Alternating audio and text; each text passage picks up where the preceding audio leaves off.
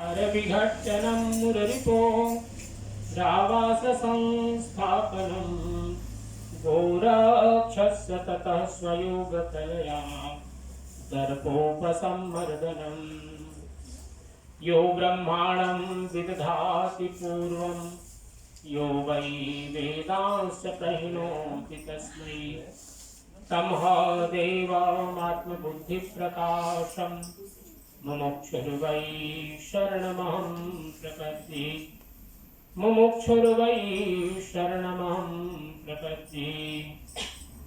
प्रेम से बोलिए सदगुरु कबीर साहेब की। आप सब लोग काफी संख्या में हैं, थोड़ा जोर से जय बोल सकते हैं।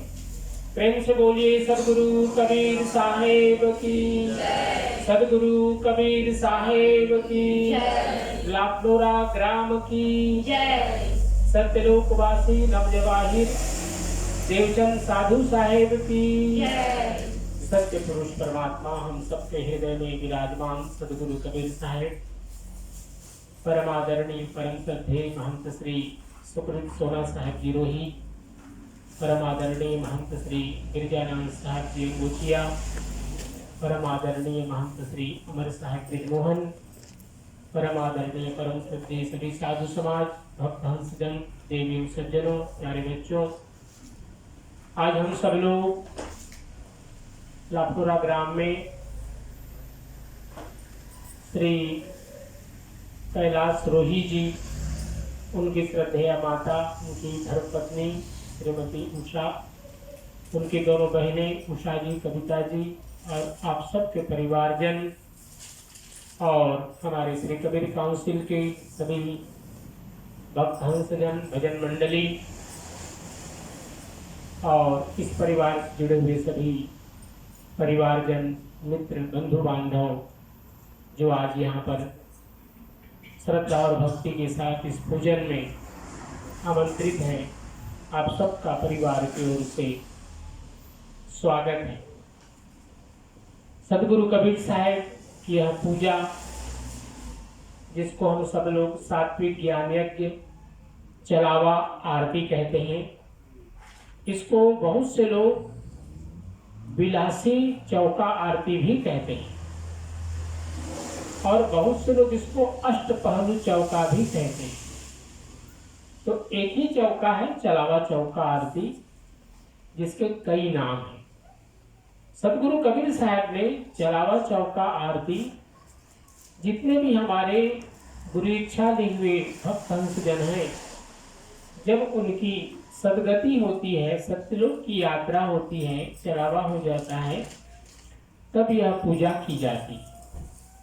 इसके साथ साथ 3 पूजाएं सदगुरु कबीर साहब ने और भी दी, जिसमें आनंदी चौका आरती है, हम सब लोग जानते हैं, और 16 सुत की चौका, और सबसे बड़ी पूजा है एकोत्तरी चौका, जिसमें 101 महंत साहब लोग पूजा में बैठते हैं हजूर साहब के साथ साथ। तो यह पूजा का जो महत्व है वह है हंसा को संबोधित, हंसा अर्थात आत्मा, क्योंकि शरीर तो नाशवान है। सदगुरु कबीर साहब ने यह पूजा धर्मदास साहब को दी और धर्मदास साहब को उन्होंने इसका गुप्त भेद बतलाया। इस पूजा के माध्यम से जो जीव इस संसार से उनकी यात्रा आगे की होती है, उनको किस प्रकार सत्यलोक पहुंचाया जाए, उसके लिए यह पूजा है। और इस पूजा में जैसे कि मैंने कहा कि अष्टपहलु चौका इसको हम कहते हैं।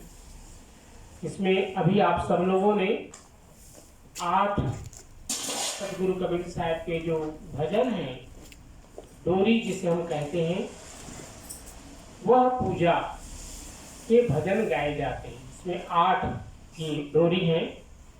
इसी प्रकार जो कलश है उसके आप दोनों तरफ देख रहे हैं, 4-4 छोटे छोटे कलशों में दिए जल रहे हैं। ये भी आज की संख्या है। जो ज्योत प्रकाशित की गई है उसके जो पत्ते लगे हैं, पान के पत्ते नहीं देते, वह भी 8-8 है। जब चौका पूरी जाती है, चौका जब पूरते हैं, चौक पूरते हैं हमारे दीवान साहब, तो तो सामान्यतया आनंदी पूजा में 7 या 5 कमल दल बनाए जाते हैं, जहां जहां उनके स्थान है, 9 स्थान। लेकिन इस पूजा में 8 पंखुड़ियां बनाई जाती हैं, 8 कमल दल बनाए जाते हैं। इसका महत्व ये क्यों 8 की विशेष महत्व सदगुरु कबीर साहब ने धनी धर्मदास साहब को बताया, वह इसलिए कि हम सब लोगों का जीवन, यह जो शरीर है, पंच तत्व से बना हुआ है। छित जल पावक गगन और समीर, पृथ्वी जल तेजु वायु आकाश, और इसके साथ 3 गुण हैं, सत रज और तम। ये 8 हमारा शरीर बना है, और इन्हीं 8 वस्तुओं से अर्थात पंच तत्व और 3 गुण से समस्त संसार की जो सृष्टि है, उन सब की रचना भी इन्हीं 8 तत्वों से की गई है। 5 तत्व और 3 गुण। यह पूजा इन 8 वस्तुओं की ही पूजा है, क्योंकि जब तक हमारा शरीर जीवन है, अर्थात इस शरीर में आत्मा है, तो ये 8 के 8 तत्व इसमें जीवित रूप में है। जैसे इसमें से आत्मा का निकास हो जाता है, ये 8 तत्व अपने आप में विलीन हो जाते हैं। पंच तत्व में विलीन होते हैं, और ये 3 गुण भी 3 गुणों में विलीन हो जाते हैं। अर्थात इन पंच तत्वों की पूजा और इन 3 गुणों की पूजा एक प्रतीकात्मक यह पूजा है। और इसके साथ साथ हमारे जीवन में 8 प्रहर होते हैं, 4 प्रहर का दिन और 4 प्रहर की रात्रि। क्योंकि जितने भी हम कर्म करते हैं वो सभी इन 8 प्रहर में ही करते हैं। दिन में जब हम जाग रहे होते हैं तो कर्म करते हैं, और रात्रि में सोने के पहले और सोने के उठने के पूर्व हम रात्रि में अपने सबकॉन्शियस में जीते हैं। अर्थात जो हमारे दिन की कल्पनाएं होती हैं उनको हम स्वप्न में देखते हैं। जो हमारी इच्छाएं हैं कभी कभी उन चीजों को स्वप्न में देखते हैं। तो भले ही शरीर सो रहा होता है, लेकिन मन कभी नहीं सोता। मन की कल्पनाएं स्वप्न में भी चलती रहती हैं। तो ये 8 की संख्या का बहुत ही महत्व सदगुरु कबीर साहब ने धनी धर्मदास साहब को बताया कि 5 तत्व 3 गुण पेले, रमता रहे शब्द सो खेले। ये जो शब्द रूपी परमात्मा है, इन 5 तत्व और 3 गुणों के साथ इस संसार में अपने सारे खेलों को खेलता है। और इस संसार में रहते हुए जितने शुभाशुभ कर्म करते हैं हम, वो सभी हमारे साथ जुड़ जाते हैं। इसीलिए हम इसको जीव कहते हैं। जीव इसलिए है क्योंकि कर्म का फल है, कर्म का भोग है। अवश्यमेव भोक्तव्यम कृतम कर्म शुभाशुभम। जो भी हम शुभ और अशुभ कर्म करते हैं वो सब एक क्रेडिट बनता है, एक बैलेंस बनता है। जैसे हम बैंक में अपने रुपए जमा करते हैं, ऐसे ही उस सत्य पुरुष परमात्मा के धाम में हमारे कर्मों के फल संचित होते हैं, और उसी के द्वारा हमारा पुनर्जन्म निर्धारित होता है। अगर हमारे कर्म पूरी तरह से शुभ नहीं हुए तो हमें पुनः पुनः इस संसार में आना पड़ता है। आज की पूजा, जैसे कि हमने कहा, श्री कैलाश जी के पूज्य पिताजी सत्यलोकवासी श्री नवजवाहिर देवचंद साधु साहब, जिन्होंने अपने जीवन के 86 वर्ष पूरे किए और अपने जीवन में कर्मयोग को उन्होंने बहुत महत्व स्थान दिया। साधु तो थे ही, वो भजन गाते थे। और हमारे बीच में साहब जी बैठे हैं, सुखरी सोना साहब, वो भली भांति जानते हैं क्योंकि वो सब वयस्क रहे होंगे, थोड़ा उनसे बड़े ही थे साहब जी, देवचंद साहब। और देवचंद साहब को हमारे मॉरिशस देश में प्रायः सभी कबीरपंथी लोग जानते थे, क्योंकि सभी आश्रमों में जाते थे, सभी लोगों से उनका मिलना जुलना होता था। तो उनका इतना अच्छा प्रेम था सबके साथ में। तो जब उनका चलावा हुआ तो मैंने देखा बहुत से महान साहब लोग यहाँ पर आए, और मुझे अच्छा लगा। सब लोगों ने उनको श्रद्धांजलि समर्पित किया यहाँ पर। तो यह जो यात्रा है, इस संसार से सत्यलोक की यात्रा या पुनः दूसरे जन्म की ओर की यात्रा, इस यात्रा में कुछ उदाहरण सदगुरु कबीर साहब ने इन भजनों के माध्यम से जो भजन अभी गाए गए उसके बारे में बतलाया गया है। उसमें कहा गया कि इस पूजा की जो डोरियां हैं, सार शब्द की डोरी लागी, डोरी पद भजन तो यही है लेकिन उनको हम शब्द नहीं कहते, उनको हम विशेष रूप से उसका नाम दिया गया डोरी। सार शब्द की डोरी लागी, ताचड़ हंसा पार हुआ, धुन सुन के मनवा मगन हुआ। कबीर साहब ने कहा कि ये जो डोरी है ये गाए ही इसलिए जाते हैं क्योंकि इस डोरी के माध्यम से वह जीवात्मा परमात्मा तक पहुंच सके, सत्यलोक तक पहुंच सके। क्योंकि ऊपर की ओर चढ़ने के लिए कोई न कोई सहारे की आवश्यकता होती है, चाहे डोरी की आवश्यकता हो, सीढ़ी की आवश्यकता हो, कोई न कोई चाहिए कि जिसके माध्यम से हम ऊपर की ओर चढ़ सके। तो ये डोरी, जो 8 डोरी अभी गाए गए, उनमें कुछ उदाहरण दिए। जैसे एक दूध है, दूध को हम गर्म करते हैं, उबालते हैं तो उसमें से छाली, ऊपर में छाली आता है और उसको जमा करते हैं, फिर उसको बिलोते हैं। या फिर दूसरी प्रक्रिया है, दूध को हम दही बना दें, दही को बिलोते हैं तो उसमें से क्या होता है, मक्खन निकलता है। और मक्खन को जब जलाते हैं तो उसमें से क्या निकलता है, घी निकलता है। लेकिन ये एक प्रोसेस है, एक प्रोसीजर है कि दूध से दही, दही से फिर छाछ, मक्खन, उसमें से घी निकालिए। लेकिन अब घी को हम पुनः मक्खन नहीं बना सकते, मक्खन को पुनः छाछ नहीं बना सकते, दही नहीं बना सकते, और दही को पुनः दूध नहीं बना सकते। तो ये यात्रा है जीवन की, जिसमें एक भक्त, एक साधक इस यात्रा को पार करते हुए घी तक पहुंचता है।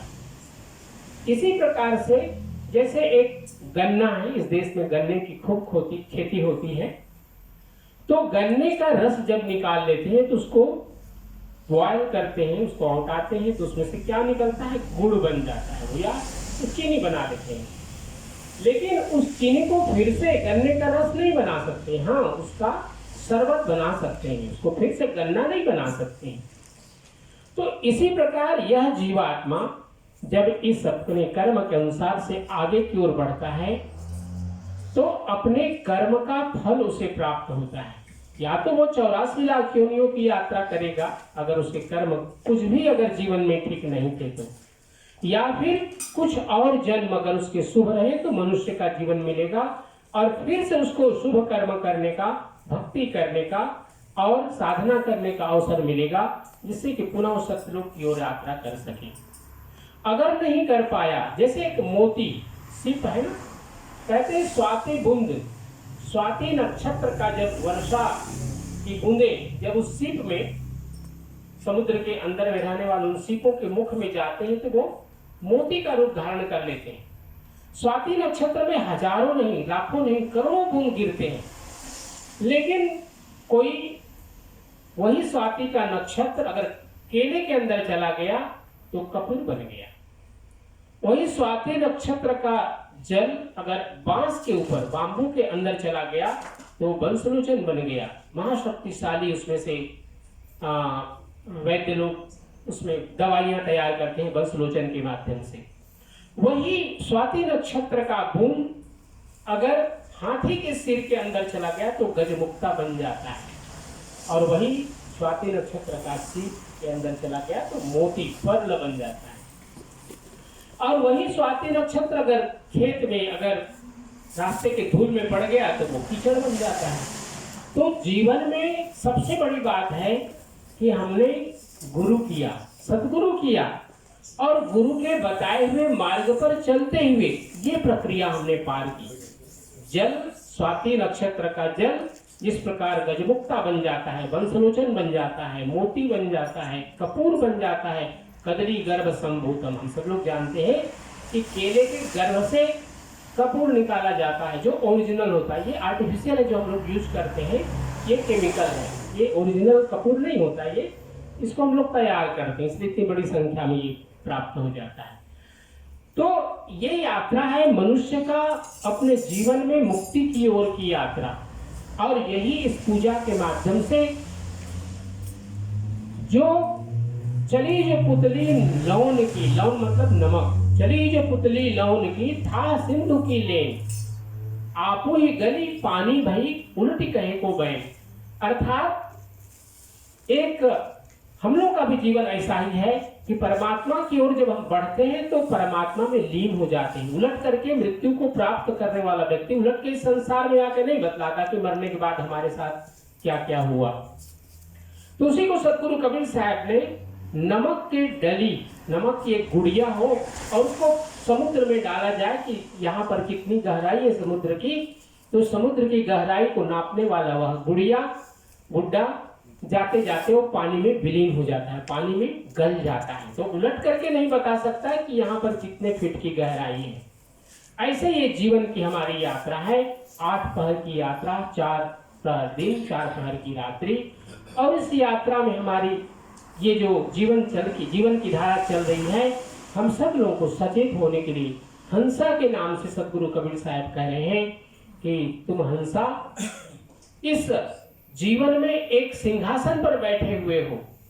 परमात्मा ने एक सिंहासन दिया। सिंहासन का अर्थ यह है कि मानव जीवन हमारे इस पूरे सृष्टि में, अर्थ प्लैनेट पर सबसे श्रेष्ठतम प्राणी मनुष्य है, जिसको परमात्मा ने बुद्धि दिया, विवेक दिया, मन के साथ साथ। हर जीव खाना पीना सोना सब जानते हैं, लेकिन परमात्मा की भक्ति करने की जो शक्ति है वो केवल मनुष्य को प्राप्त हुआ। तो बाकी कर्म करते हुए हम अपने जीवन में भक्ति करें, यही मनुष्य की विशेषता है।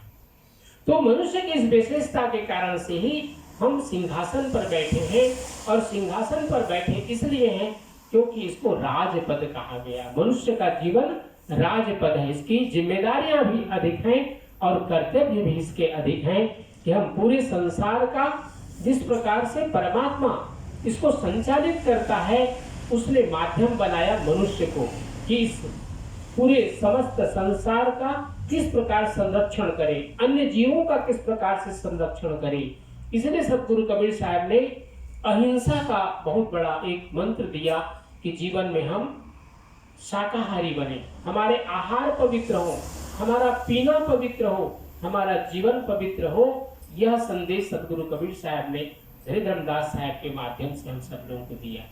इसके पीछे एकमात्र कारण था, कबीर साहब 120 वर्ष लगभग भारत देश ही नहीं अन्य देशों की भी यात्रा किए, लेकिन उनका एक ही लक्ष्य था कि लोग अपने मूल्य को समझें, हम अपने मूल्य को समझें कि यह जो अनमोल मानव जीवन हमें प्राप्त हुआ है, परमात्मा ने ये हमें ऐसे ही नहीं दिया है। हमारे पिछले जन्मों के कितने जन्मों के पुण्य जब एकत्रित हुए, तब यह प्रतिफल स्वरूप मानव जीवन, अनमोल मानव जीवन मिला है। और इसको भी हमने पशुओं जैसा ही खाना पीना शयन कर करके हमने बिता दिया, तो ये जो अनमोल मानव जीवन मिला है, इसका हम सदुपयोग नहीं कर पाएंगे। तो सब कर्म करते हुए भी प्रभु की भक्ति करें, तभी हमारी यह जीवन की यात्रा सफल होगी। तो आज हम सब लोग बैठे हैं यहाँ पर, सतलोकवासी श्री देवचंद साहब जी, नव जवाहिर साहब जी रोही, उनकी आत्म शांति के लिए यहाँ पूजा हो रही है। उनकी धर्मपत्नी माता जी यहाँ बैठी हैं, उनके पुत्र, उनके बहनें, उन सब के परिवारजन, आप महंत साहब लोग पधारे हैं, आप सभी लोग उनके जो परिवारजन हैं, बंधु बांधव हैं, आप सब लोग पधारे। हम सब लोग मिलकर के सत्य पुरुष परमात्मा से यही प्रार्थना करेंगे कि हे सतगुरुदेव, हे सत्य पुरुष परमात्मा, जो कर्मयोगी स्वरूप देवचंद साहब जी थे, उनकी आत्मा को सत्यलोक की प्राप्ति हो और उनका आशीर्वाद इस पूरे परिवार को प्राप्त हो, जिससे भी ये भी अपने जीवन में उनके उपदेशों को बताए, जो उन्होंने साधु थे, जो उपदेश इन लोगों को उन्होंने दिया है, इसके अनुसार ये लोग भी सत्यलोक के पथगामी हो सके, पथिक बन सके, साधक बन सके। यह सत्य पुरुष परमात्मा से प्रार्थना करते हैं। परिवार की ओर से प्रसाद, महाप्रसाद की व्यवस्था की गई है आप सबके लिए। आप सबका जीवन परमात्मा सतगुरु कबीर साहब सुखमय मंगलमय बनाए। और जो विधि है, माता जी ने मुझसे निवेदन किया कि साहब जी, आपकी विधि तो भारत वाली विधि चलती है, लेकिन यहाँ आप मेरे लिए मॉरिशस की विधि के अनुसार से पूजा करना। तो हम प्रयास कर रहे हैं कि मॉरिशस की जो विधि है उसके अनुसार हमारे बीच में, मैं देख रहा हूँ हमारे अधीश साहब जी आ गए हैं, कृष्ण साहब आ गए हैं, आप सबका भी स्वागत है। और हम सब लोग मिल करके आइए साहब के सत्यनाम धुन को करेंगे और हृदय से उनके लिए प्रार्थना करेंगे श्रद्धांजलि स्वरूप कि उनकी आत्मा दिव्य लोक सत्य लोक को प्राप्त हो। आइए हम हमारे साथ आप सब लोग भी सम्मिलित हो जाएं। मैं गिरजा साहब से निवेदन करूंगा कि थोड़ा आप हारमोनियम पर सहयोग करें, क्योंकि मैं देख रहा हूँ आज कोई भी नहीं है, थोड़ा सा आप लोगों को सहयोग कर दें हारमोनियम पर। जी, जब गाएंगे तब हम हमारे साथ आप सब लोग मिल करके सत्यनाम धुन में सम्मिलित हो जाएं। बजाए सत्यनाम सत्यनाम सत्यनाम बोल, जय करुणामय सत्यनाम बोल, सत्यनाम सभी लोग सत्यनाम बोल, जय करुणामय सत्यनाम बोल, सत्यनाम सत्यनाम सत्यनाम बोल, जय करुणामय सत्यनाम बोल, सत्यनाम सत्यनाम सत्यनाम बोल, जय करुणामय सत्यनाम बोल, सत्यनाम सत्यनाम सत्यनाम बोल, जय करुणामय सत्यनाम बोल, जय करुणामय सत्यनाम बोल, जय करुणामय सत्यनाम बोल। प्रेम से बोलिए सद्गुरु कबीर साहेब की, सद्गुरु कबीर साहेब की, सब महंत साहेबों की, सब संत भक्त समाज की, समस्त परिवार की, सत्यलोकवासी देवचंद साहेब जी की 3 बार सत्य पुरुष परमात्मा के चरणों में बंदगी करेंगे हम सब लोग मिल करके हाथ जोड़कर। साहेब बंदगी, साहेब बंदगी, साहेब